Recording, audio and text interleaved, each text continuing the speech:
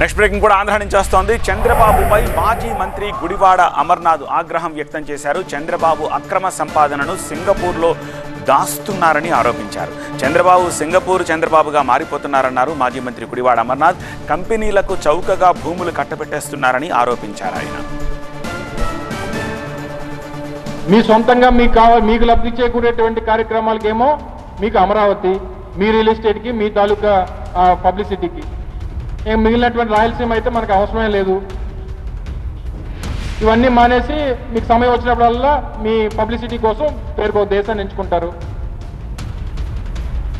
అది మీరు సాధించేదేంటో, మీరు తీసుకొచ్చేదేంటో సరే, ఇంకా మొదటి రోజు కదా, ఇంకా 4 రోజులు తిరుగుతారు. ఏం సాధించుకొస్తారో, ఎవరిని పరామర్శించి వస్తారో, ఎవరితో ములాఖాత్ అయ్యి వస్తారో, ఎవరిని కలిసి వస్తారో, ఎవరిని బతిమాలుకొని వస్తారో, ఏం చేస్తారో అనేటువంటిది వేచి చూస్తాం.